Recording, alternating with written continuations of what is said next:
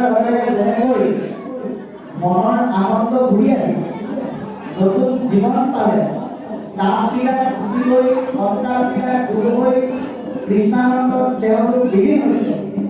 আজি আমি 3টা দিনৰ কাৰ্যসূচী ভাগৱত শুনি পেলাই সেই একে সমানন্দ আমি পাব লাগিব। কাৰণ ভগৱন্তই ঘোষণা কৰিছে ঘণ্টাৰ পিছত ঘণ্টা প্ৰতি সময়ত দেখা দেখাব পাৰি।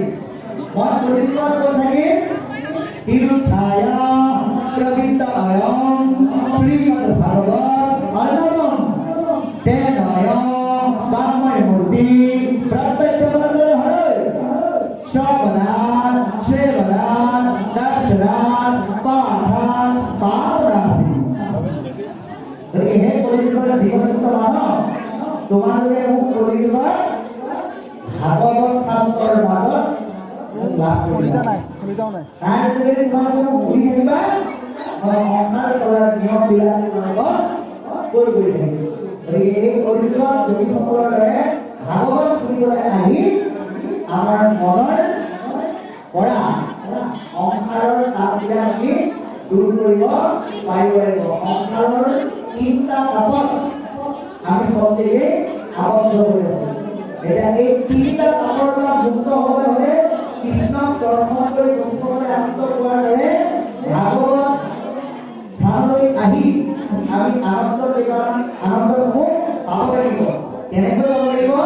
শ্ৰৱণ শুনি পেলাই আনন্দ আহিব লাগিব, শ্ৰেৱণ সেৱা কৰি আনন্দ পাব লাগিব, দৰ্শন আমি ইয়াতে ভগৱত দেখি আনন্দ পাব লাগিব, পাঠ আৰু পাঠ কৰি আনন্দ পাব লাগিব।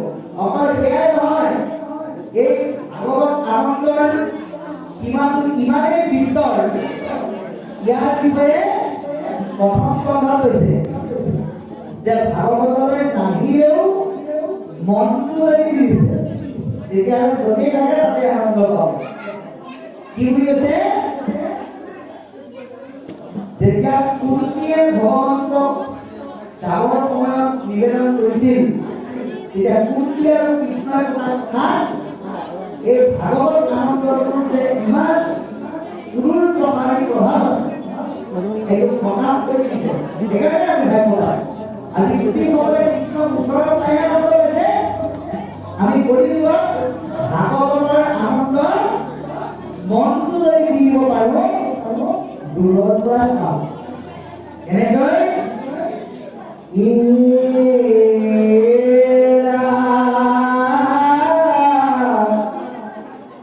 জীৱা শুনে জীৱা কহে জীৱা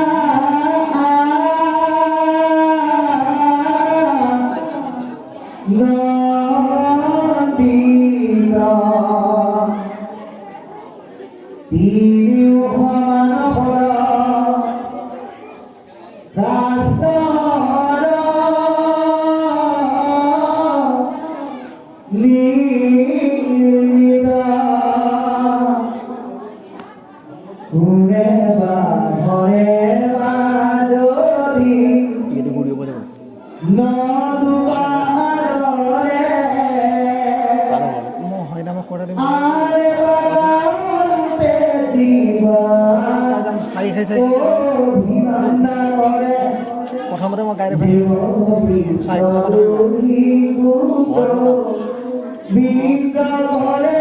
আজি গোৱা লগাইছোঁ।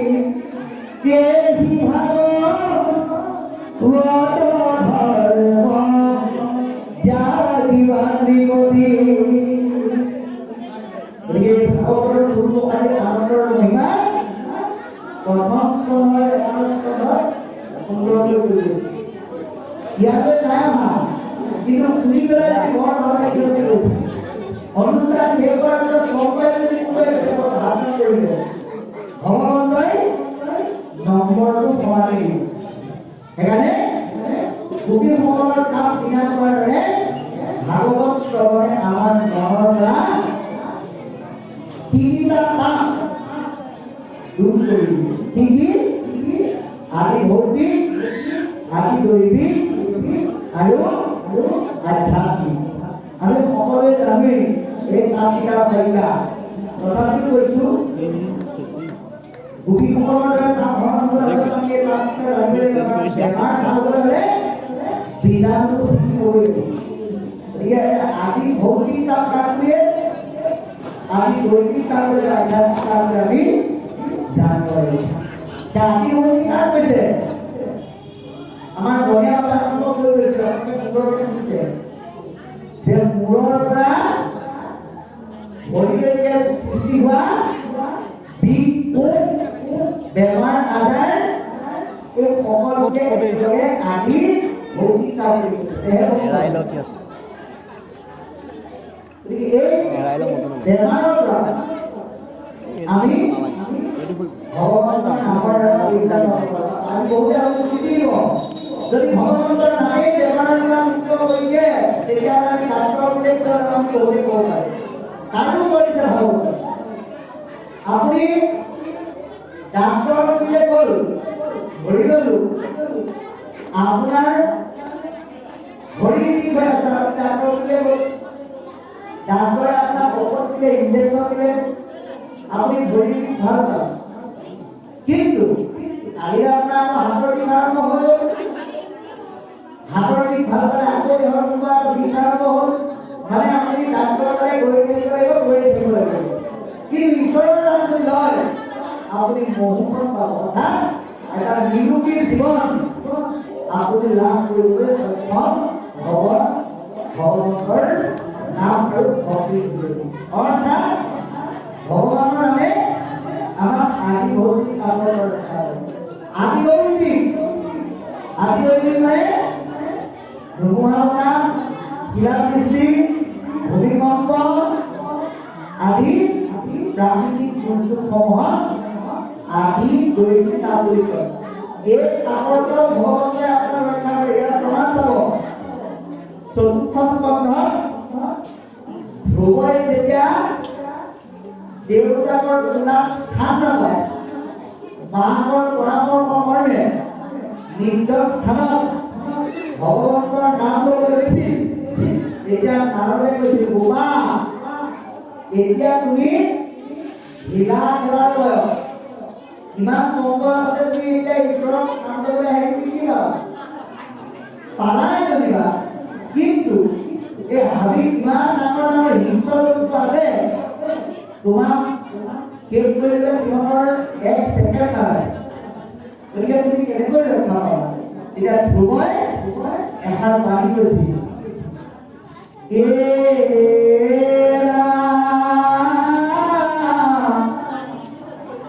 গৃহ দেখা মন্তে যাৰা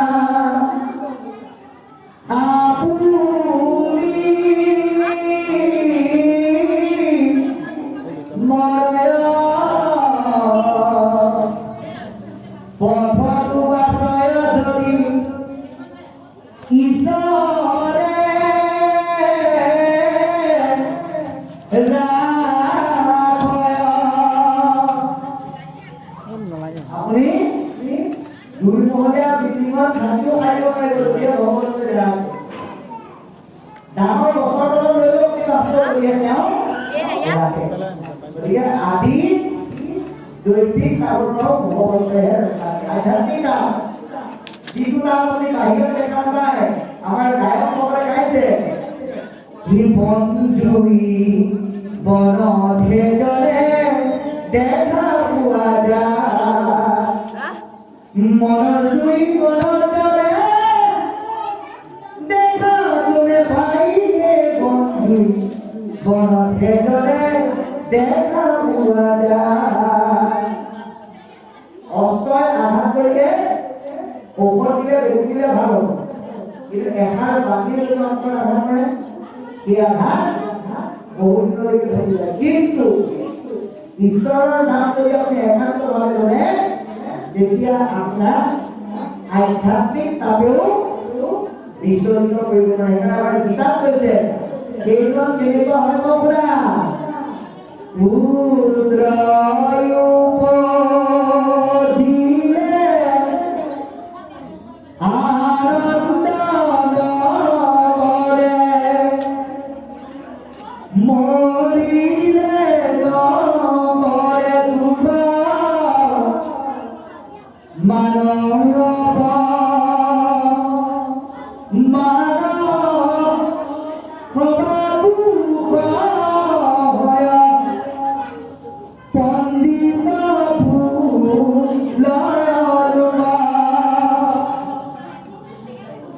পালেও আনন্দ নাই, নাপালেও বিহাৰ নাই। এই ধৰ্মাই গৰাকী হৈছে অৰ্থাৎ তিনিটা কামৰ পৰা ভগৱন্তই আমাক ৰক্ষা কৰিব পাৰে। এই কথাটো একাকী ঘোষাতে ভগৱন্তই কৈ গোটেই গীতাখন শেষ কৰি থৈছে। কি বুলি? ভগৱন্ত ভক্তি যোগ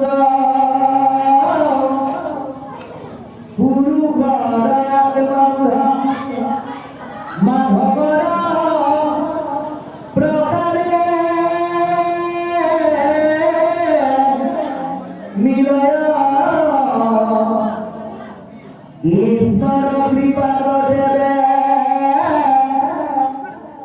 দুষয় সংসাৰ ভয় এই মানে গীতাৰ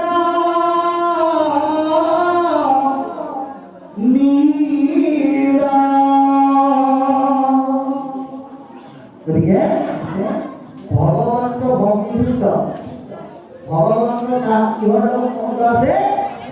ভক্তি লগত। ভগৱন্তৰ যদি একোৱেই তোমালোকে সন্তুষ্ট কৰিব নোৱাৰিবা যদিহে ভক্তি নকৰা। ভগৱন্তই সেই কথা স্পষ্টকৈ কোৱাৰ উপৰিও মহাপুৰুষ মাধৱদেৱে কৈছে আনন্দত পদে ইচ্ছা ভকতিৰ অভাৱে, আনন্দত পদে ইচ্ছা ভক্তিৰ অভাৱে জানিয়া ভক্তিৰ ভাই ভগৱন্ত ভাৱে এহুৰ মাধৱ মূৰ্খমতি গাল। গতিকে ভগৱন্ত ভক্তিৰ দ্বাৰাহে সন্তুষ্ট কৰিব পৰা যায় বুলি আজি বিধান কৰিছে। আৰু কৃষ্ণৰ কৃপাত যেনে গোচৰ সংসাৰত হয়, ভগৱন্তই কৃপা কৰিলে সংসাৰৰ ভয়যুক্ত পাপৰ পৰা আপুনি আমি নিজক ৰক্ষা কৰিব নোৱাৰিম। এতিয়া যোগীসকলে কৃষ্ণক দেখিয়ে মনৰ সমস্ত দুখ দূৰ হৈ গৈছে। আৰু আপোনাৰ আমাৰ ঠিক তেনেকুৱা আজি ভাগৱত শ্ৰৱণত যদি হ'ব লাগিব। ইয়াৰ পিছত কি কৰিম? কৃষ্ণ জীৱ জীৱ বুলিয়েকে দায়ে হবে উঠি আধে বেঠে কৃষ্ণ দিল মহান তুতি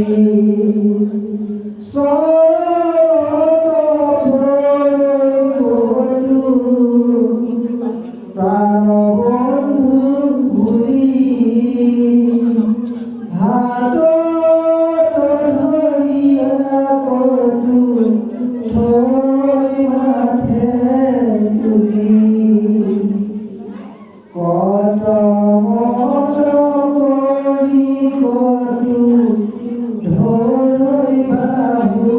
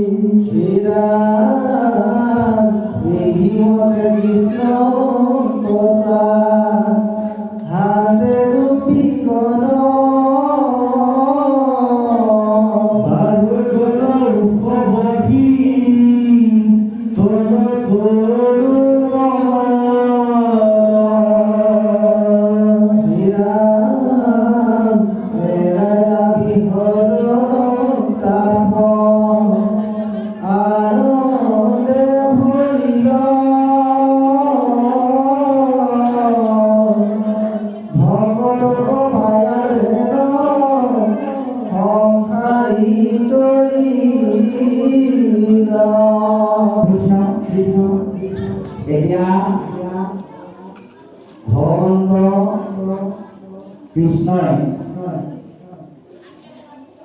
যেতিয়া দেখা দিলে গোপীসকলে অতি উৎসুক হৈ উঠিছে। কোনোবাই কৈছে যে প্ৰভু তুমি ইমান দিন কলৈ গৈছিলা, কোনোবাই কৈছে আমাৰ দিন কিয় গৈছিলা, কোনোবাই কৈছে তোমাৰ অবিহনে কেনেকৈ আছো আমিহে যাম, কোনোবাই মানে আকৌ চন্দ্ৰিকা পকাই অভিমান চাইছে, কোনোবাই কলে কৰিছে কৃষ্ণ দেৱীক প্ৰথমে বেমাৰ কৰিব। এনেধৰণৰ ভাৱ নিজৰ নিজৰ কৃষ্ণৰ প্ৰতি থকা যিটো মনোভাৱ, প্ৰেমযুক্ত মনোভাৱ, সেইটো আমাক প্ৰকাশ কৰি দেখুৱাইছে। কোনোবাই কিবা কি কৰিছে, কৃষ্ণৰ হাতটো নিজৰ মুখত থৈছে, কোনোবাই তেওঁৰ চৰণ যুগল মাথা হৈছে, কোনোবাই তেওঁৰ সুন্দৰ নয়নজুৰি তৃপ্তি হৈ চাইছে। যিমানে চাই সিমানে হেঁচা নপলাই এই বাহ্যিক ৰূপক আমাক আজি পৰৱৰ্তী গতি কৰি দেখুৱাইছে। গতিকে এতিয়া কৈছে কৃষ্ণৰ এই ৰূপ ভিন্নমুখীয়া ভিন্ন দৃষ্টিভংগীৰে চাওঁতে তেওঁলোকৰ মন ভৰি গৈছে। যেনেকৈ তুলনাত্মক দৃষ্টিকোণ যেনেকৈ সকলক দেখিলে সাংসাৰিকসকলৰ দুখ নাইকিয়া হৈ যায়। এতিয়া আপোনালোকে নিজৰ প্ৰশ্ন কৰক, ভকতৰ প্ৰিয়ে আহাৰ লগে লগে আপোনালোকে বা আমি প্ৰত্যেকেই আমাৰ সংসাৰৰ দুখবিলাক নাইকিয়া কৰিব পাৰিছো নে নাই? এইটো কেৱল আমি গোপীসকলৰ যোগেদি কোৱাই নহয়, স্বয়ং বসুদেৱে নাৰদক দেখি পেলাই কৈছিল, কি বুলি কৈছিল? এই ৰাম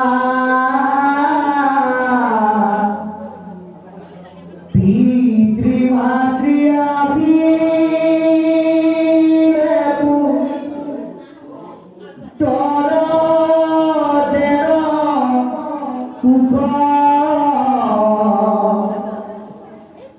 বন্ধ আগমনতলু হিৰ কুশলী দুখ সেই মতে ভগৱন্ত তদু আগমনে বিষ্ণু আহি গ'ল বিষ্ণু সমস্তৰে সুখ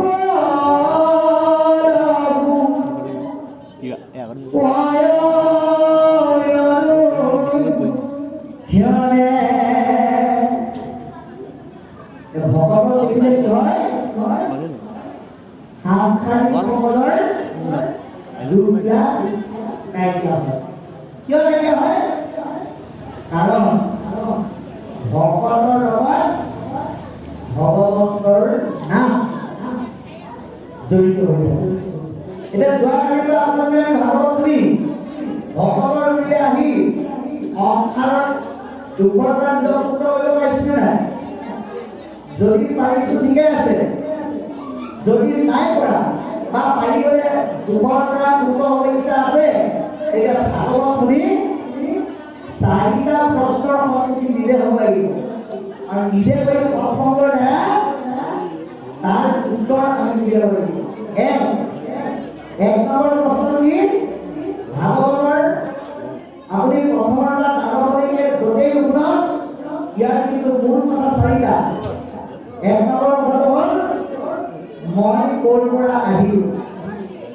দুই মই কোন তিনি মই কি কৰিব লাগে চাৰি মই ক'লৈ যাম এই কিবা কথা জানিব তেওঁলোকে গোপীসকলৰ লগত ভগৱানে কাম গ্ৰহণ কৰাৰ দৰে ভাগৱতৰ সৎসংগৰ যোগেদি সাংসাৰিকসকলে কামবিলাক দূৰ কৰিব পাৰিব এতিয়া প্ৰথম জানিব লাগিব আমি ক'ৰ পৰা আহিলোঁ তোমাৰে অংশ যত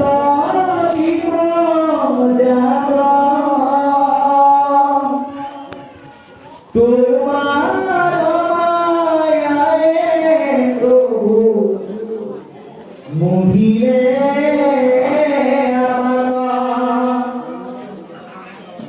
আমি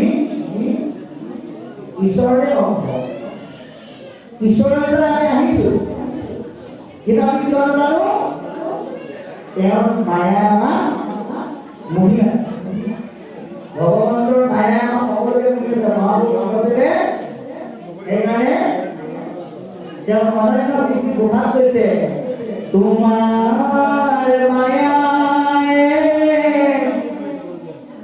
মৰম হিয়াছে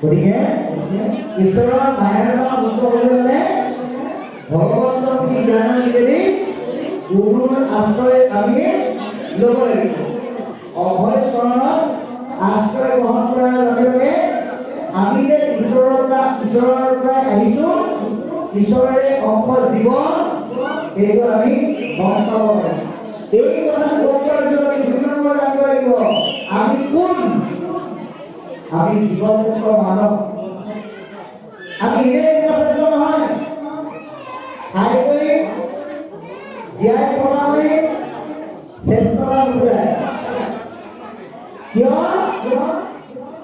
কাৰণ আহাৰ খোৱা টোপনি লোৱা ভয় খোৱা সংসাৰৰ সৃষ্টি বৰ্ধন কৰা এই কৰ্মক্ষেত্ৰত ইন্দ্ৰৰ প্ৰাণী আৰু মানুহৰ কোনো পাৰ্থক্য নাই গতিকে আমাৰ পাৰ্থক্য কিহত হৰিচৰণ সেৱা কৰাৰ ক্ষেত্ৰতে আমাৰ একাদশ স্কন্ধ ভাগৱতত কৈছে